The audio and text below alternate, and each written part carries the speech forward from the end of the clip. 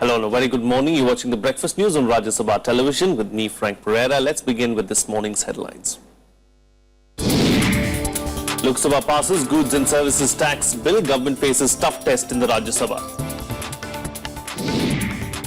President Pranab Mukherjee to begin 4-day Russia visit today. 9 MOUs to be signed between the two nations.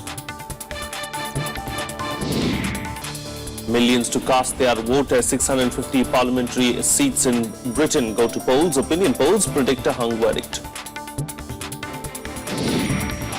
And Israeli Prime Minister Benjamin Netanyahu seals a deal to form the next coalition government hours before deadline ends.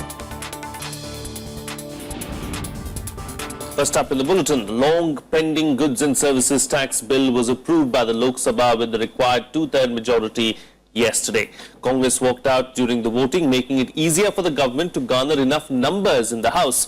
Finance Minister Arun Jaitley had rejected the opposition's demand for referring the bill to the standing committee, saying that the panel has already examined various provisions. Here's more. The GST amendment bill cleared its first hurdle in Lok Sabha on Wednesday.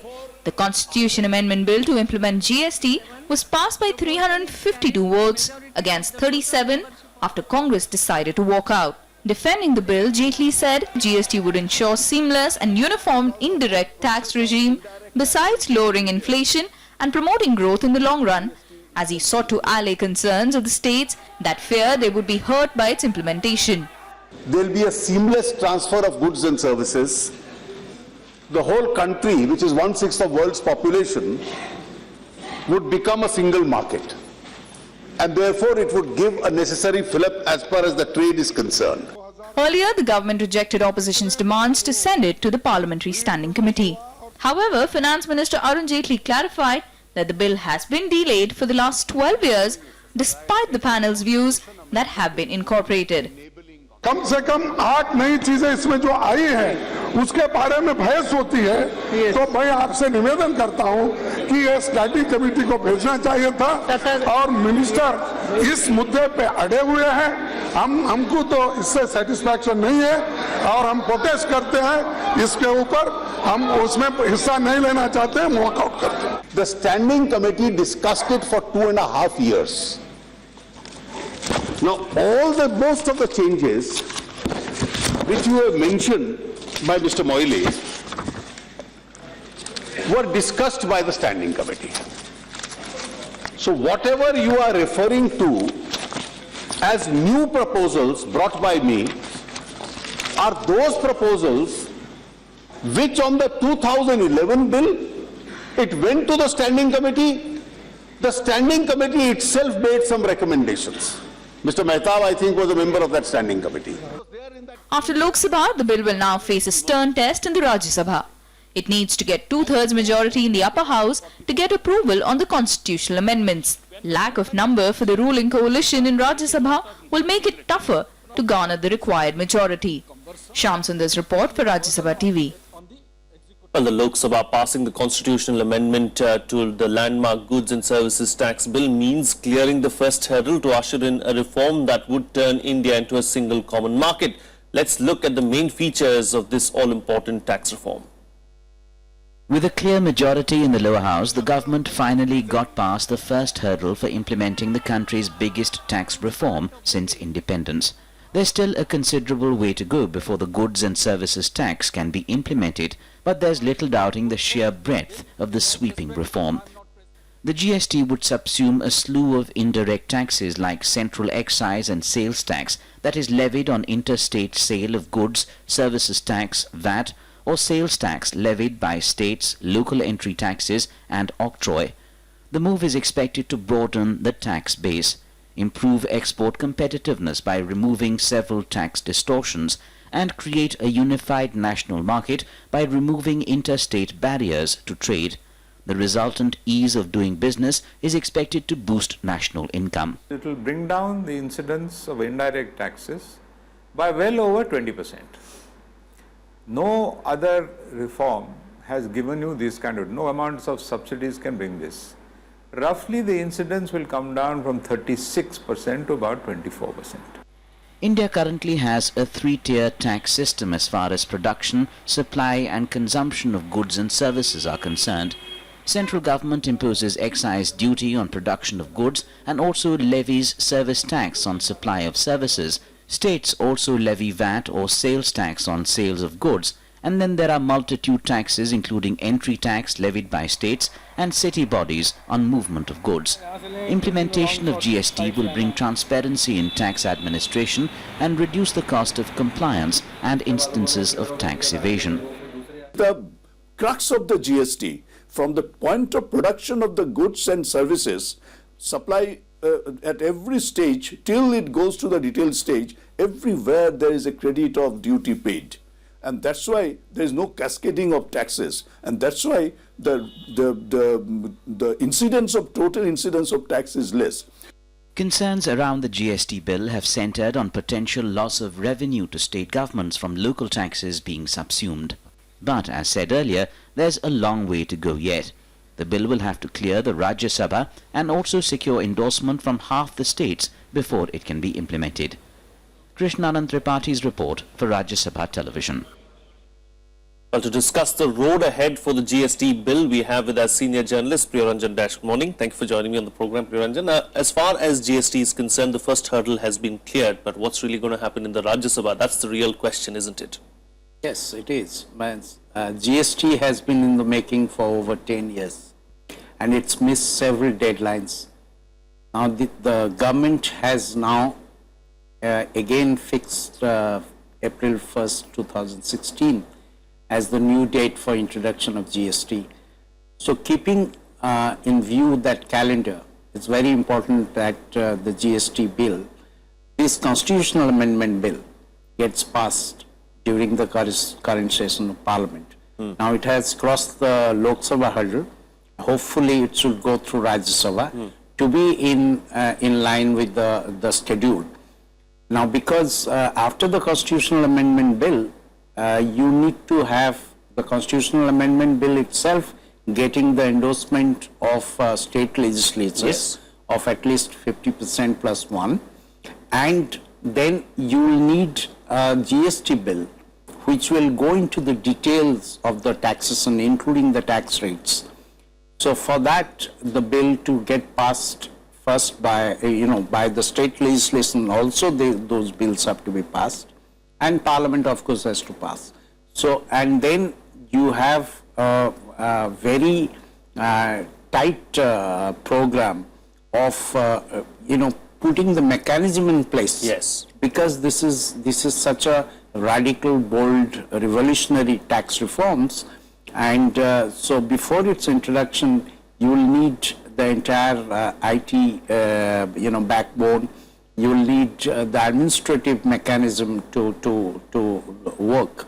So we have very little time left, although it's been in making for more than a decade. It has been in the making for more than a decade, and there's still a lot more work to go as far as making this a reality. But if it misses the deadline in this session of Parliament, do you see it making the April 1st, 2016 deadline as far as rolling out GST is concerned? Well, it will be difficult if it doesn't get passed in this session. Then perhaps it might get referred to a select committee, as is being demanded by the opposition, Congress mainly, and in the Rajya Sabha, the government doesn't have the required majority to be able to push through the bill. So, if it is made to be referred to a select committee, or as the Congress says, to the standing committee again, then the whole schedule would get disrupted, and it will be very unlikely that the April 1st deadline will be met. But one hopes that in Rajya Sabha too, because this is a very important piece of legislation, and this really brings about a single common market that we haven't had for so many years after independence. We have been one nation but not one market. So for seamless movement of goods and services across the territory of India, which is our great potential in terms of development, because we are such a large market. Indeed. And very, very few countries in the world can boast of such a huge market.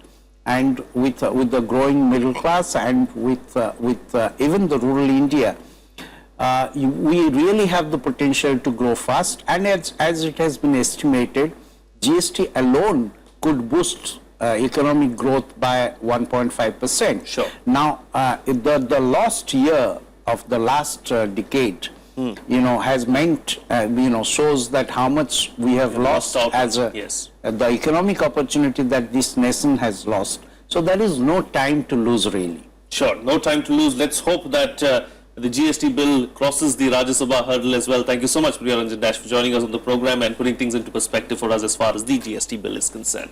Moving on now, the BSE Sensex and Nifty fell over 2.8% on Wednesday to hit their lowest in the last 5 months. Experts say that the sell-off was triggered by algorithmic trading platforms, also known as automated trading system.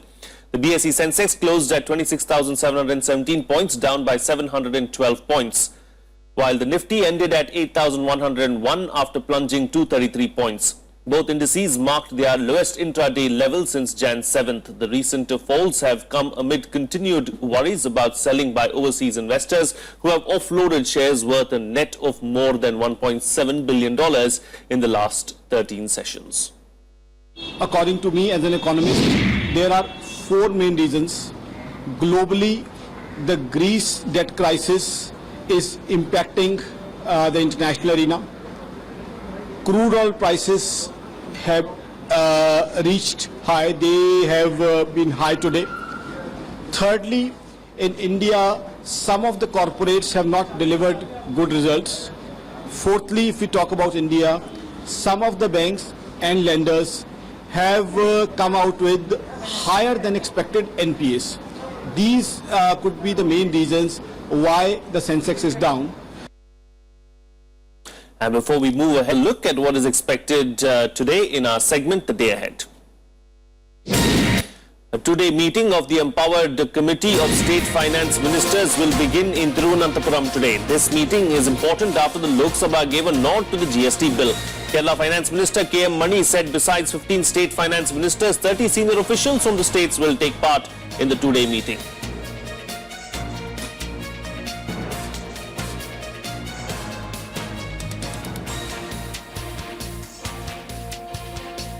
A court in Hyderabad will take up the appeals filed by Satyam Computers founder B. Ramalinga Raju and 9 others seeking suspension of their sentences in the multi-crore accounting fraud.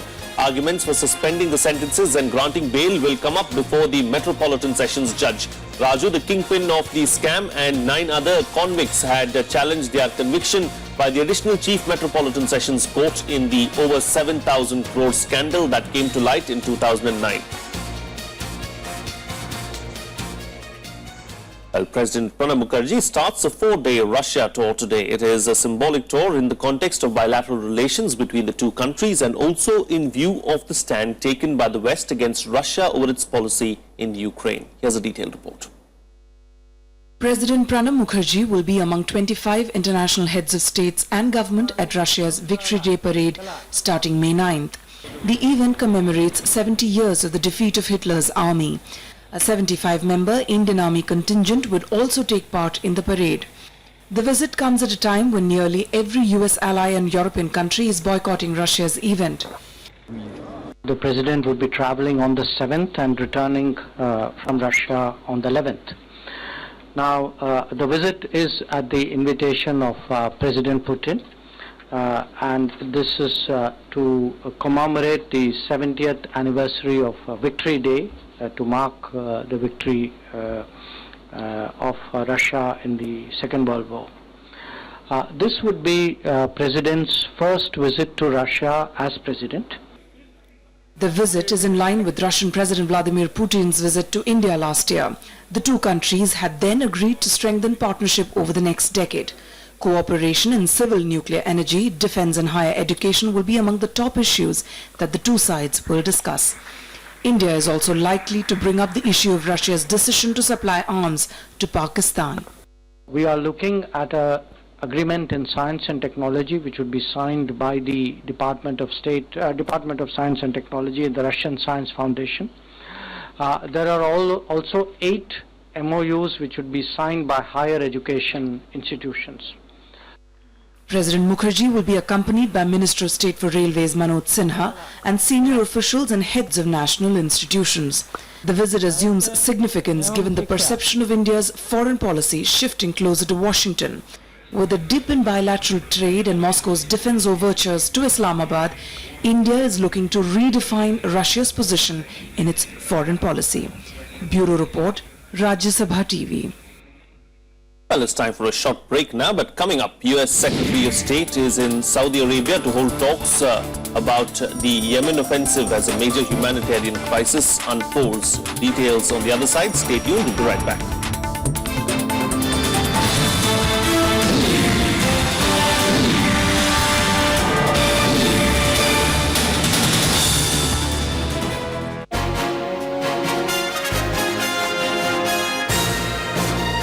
Hello and a very warm welcome to a brand new edition of World Panorama with me, Frank Pereira. Barack Obama has been elected on the basis that I will no longer take America into wars, and in fact quite the opposite, I will pull America out of wars. According to the Indian government, fishermen are not at fault. The US intervention in Iraq set the stage for exacerbation of these conflicts, and then the intervention in Syria.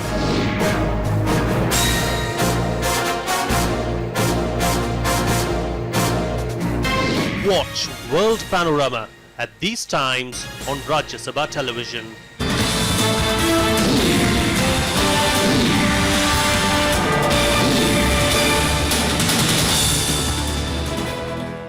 Welcome back. You're watching Rajya Sabha television. Well, in a few hours from now, Britain will seal the fate of its next government. It has been a closely fought campaign, and if opinion polls are to be believed, the results could be a nail-biter. 650 parliamentary seats. Over 3,970 candidates in the fray. 27% of them women. Britain is voting after a hard-fought and colourful campaigning amid forecasts of a fractured mandate. The key candidates have fought hard in debates. Issues have been the future of the National Health Service, cutbacks in social sector budgets, immigration and Britain's role in the European Union. We're fighting for a Britain where every young person, whatever their background, wherever they're from, has the chance to live a better life than their parents. We're fighting for a Britain where everyone plays by the same rules, and yes, where we take on the tax evaders, the hedge funds that avoid their taxes, and the Tory donors and say, enough is enough. But opinion polls say the voters haven't been swayed. They are placing Conservatives at 34% and Labour a point behind at 33%. On Friday morning, whatever the outcome, all of us as politicians have got a duty to respect that outcome. And if voters across the UK decide not to give Ed Miliband or David Cameron a majority, then they're saying they want parties to have to work together. The majority mark is 326 seats. The seat forecast shows Conservatives at 281, Labour at 256, the Scottish Nationalist Party at 52 is expected to hold the key. This is the biggest and most important election in a generation in our country. And when you're standing there in that polling booth with that stubby pencil in your hand, I want you to know this: how you vote could make the real difference in this election campaign. Voting in England is still done the old-fashioned way of crossing a box with a pencil tied by a string to a table. Polling stations will remain open from 7 a.m. local time to 10 p.m. The results of the exit poll will be announced at 10 p.m. The first results will be out by 11 p.m. on May 8th. Bureau Report, Rajya Sabha TV. Some more international news now. Israeli Prime Minister Benjamin Netanyahu clinched a deal to form a new coalition government late on Wednesday, just hours before the deadline. Even after an easy election win, he needed support from the right-wing Beit Yehudi party for the government formation after his former ally abandoned him. 11th hour deal by Israeli Prime Minister Benjamin Netanyahu. Nearly 7 weeks after the election, Netanyahu will form a new coalition government with the support from the right-wing Beit Yehudi party. He now has a majority of just one in the 120-member parliament. Netanyahu said that he will try to enlarge the coalition as he now has only 61 seats. the bare minimum to form the government. He said, and I quote, "I'm sure that no one is surprised that these negotiations were lengthy. Time is of the essence, not only because I'm leaving now to call the President and the Chairman of the Parliament to tell them that I have managed to form a government, but also because we will need to form it by next week in order to give a strong and stable government." Unquote. Ba'ath Yehudi Party has demanded Justice Ministry in return for its support. The Yehudi Party is against a separate Palestinian state and has called for the annexation of parts of the occupied territory in the West Bank. Netanyahu's post-election flip-flop on a separate Palestinian statehood had already angered the US. Now, the Yehudi's backing for the settlement expansion could land Netanyahu in trouble as both Washington and Europe opposes it. Bureau Report, Rajya Sabha TV. US Secretary of State John Kerry arrived in Riyadh on Wednesday to hold talks with the Saudi leaders to put a pause on Saudi's offensive against Yemen so that food and medicines could be delivered to the people caught in the fighting. Here's a report. The humanitarian crisis is peaking in Yemen. According to the United Nations, the conflict has uprooted 80% of the local population, forcing them to go hungry. US Secretary of State John Kerry arrived in Riyadh to press for a pause in Saudi's military campaign. Kerry announced $68 million US aid for relief agencies working in Yemen to tackle the crisis. We are deeply concerned about the humanitarian situation that is unfolding in Yemen. Shortages of food, shortages of fuel, shortages of medicine. The situation is getting more dire by the day, and we're deeply concerned about that. And we have urged all sides, anybody involved, to comply with humanitarian law and to take every precaution to keep civilians out of the line of fire, out of harm's way, as well as to provide the opportunity for humanitarian assistance to be able to be delivered. Meanwhile, Iran-backed Houthi rebels are now fighting for control of Yemen's southern port city of Aden. At least 80 people, many of them civilians, were killed in Aden overnight. Yemen's Foreign Minister Riyad Yassin Abdullah pleaded to coalition forces to save the city of Aden. تقوم إيران ميليشيات الحوثي وصالح بكل تلك الأعمال الوحشية والهجمجية في مدينة تعز ولحق والضالع ومأرب ضد المدنيين العزل من السلاح، وكذلك في بقية المناطق والمدن اليمنية. نطالب قوات التحالف في عمل ما يمكن عمله وبأسرع وقت ممكن، خصوصا لإنقاذ عدن وأبناء عدن وجميع أبناء اليمن. The United Nations says at least 1,200 people have been killed in Yemen since 19th of March when the Saudi-led coalition began their first military action against the Houthis. Bureau Report, Rajya Sabha TV. For more international news and updates, here's our World Wrap. Baltimore Mayor Stephanie Rawlings asked the U.S. Department of Justice to conduct a full-scale civil rights investigation into the practices of the City Police Department. The probe is to examine excessive force, discriminatory harassment and unlawful arrests by the police. The move comes after all the recent riots over the custodial death of African-American Freddie Gray in the city. A French report said the co-pilot of the German-wings plane that crashed in the French Alps in March appears to have practiced a rapid descent on a previous flight. Andreas Lubitz tried to manipulate the autopilot settings in the outbound flight while the captain was not in the cockpit. The co-pilot tried to set the altitude from the lowest possible reading to the highest altitude. The German town of Butzow was badly damaged by a tornado that left at least one person dead and several injured. The tornado, triggered by violent storms, destroyed dozens of cars and left buildings severely damaged. The extent of the damage is still to come out fully as emergency services try to assess the situation. Russian riot police detained dozens of demonstrators who went ahead with a banned opposition rally on Wednesday. The rally was in support of Bolotnaya prisoners, people who were arrested on May 6, 2012 in protest on the eve of Vladimir Putin's return to Russian presidency. The opposition chose to hold Wednesday's rally on Moscow's Bolotnaya Square. For all the sports updates, here's our sports beat. Indian tennis star Sania Mirza and her Swiss partner Martina Hingis have entered the women's doubles quarterfinals at the Madrid Open. The top seeds defeated the Slovakian-Romanian combo of Janette Husarova and Raluca Olaru 6-2, 6-3 on the clay courts of Caja Magica.